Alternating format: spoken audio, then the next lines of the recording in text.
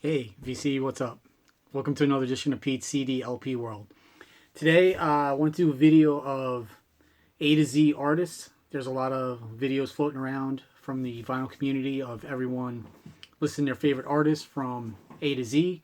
So I figured I'd make a video and list some of mine. A couple of these I had to kind of cheat on because I had so many bands in certain letters. So it was kind of difficult, but let's start off with actually the first one I'm going to cheat on. It's Alice Cooper for A. And I don't know if it's really cheating because up until Welcome to My Nightmare, they actually were a band. So it would technically be listed under A. So I think I can get away with that one. But yeah, my C was definitely taken. So A is for Alice Cooper. B was another tough one. Could have easily picked the Beatles, but going with Blue Oyster Cult. C, like I said, had to have this band in there. Cheap Trick.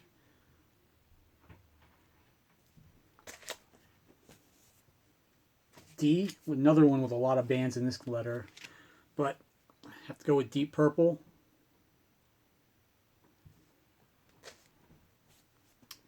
E was a one I was thinking, and maybe I missed some bands that I was thinking of, but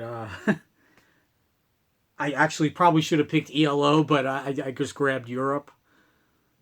You know, kind of known for the Final Countdown, but if you listen to a lot of their stuff, they're actually more almost like early Deep Purple. I haven't heard them, but I've heard that their newest albums are pretty good that they've put out in the last like 10, 15 years.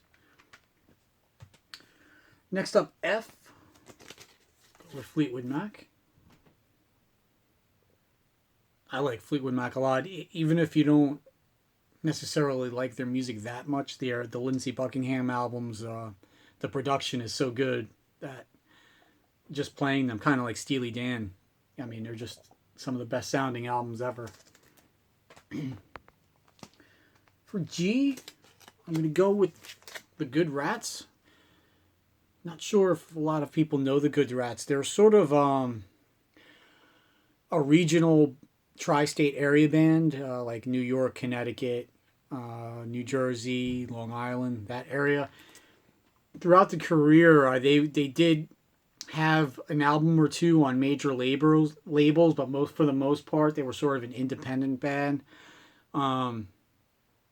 Their sound ranged from, almost to hard rock, pop, jazz, blues, and sometimes. So they were kind of a unique band. That's maybe why they never made it big, but they're a pretty good band. H. Jimi Hendrix, obviously. There's a couple other H's I could have had in here easily. Heart. Some other bands, Sammy Hagar.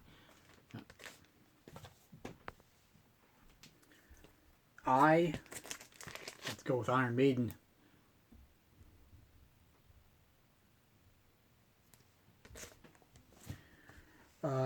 J is up next, and I was gonna go with Judas Priest, but you know what? Let me go with Joan Jett. I'm a big Joan Jett fan. So is my son, actually, and she's really definitely a true rocker. No matter what time period for the last like 40 years, she's always stayed true to what she wanted to do. K, gotta go with Kiss. This is I believe this is a late 70s German pressing. You see how the logo's different? They couldn't use the regular S's in Germany. L, obviously got to go with Led Zeppelin. That's kind of a no-brainer there. M, I went with Metallica. Probably, you know, when I was in high school, like middle school through high school, they were probably the band I listened to the most, saw them the most in concert during that period. I actually liked their 90s stuff, Load and Reload.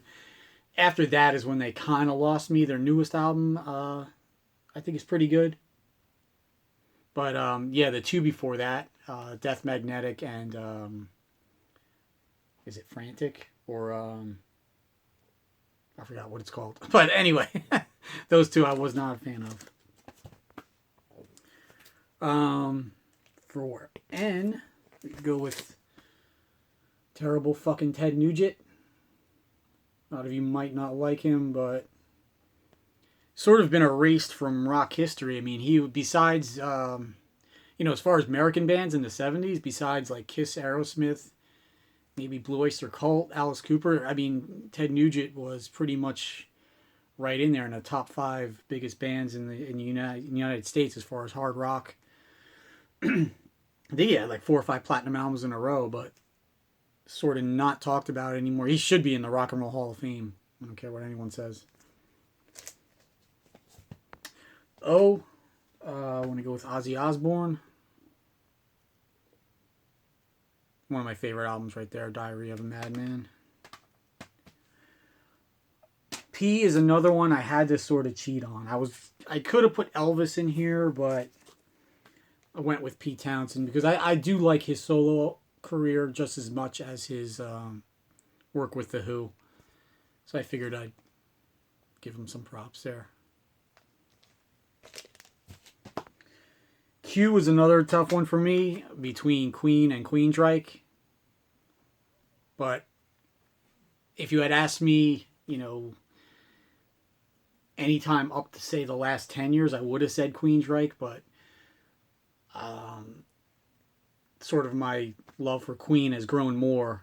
And like my Queensryche to me is still up to a certain point. I love their catalog, but after a while, I think a lot of their stuff just doesn't do it for me anymore, especially their newer stuff, but going to go with Queen. R, going with Rush. Kind of a no-brainer there. S had a lot of choices too, but I could not include Bruce Springsteen. Not the biggest Bruce Springsteen fan in the world, but I have to say I do like songs from probably every album he's ever put out in every era. So, plus I'm from New Jersey, so you gotta you gotta like Bruce, right? Next up was T.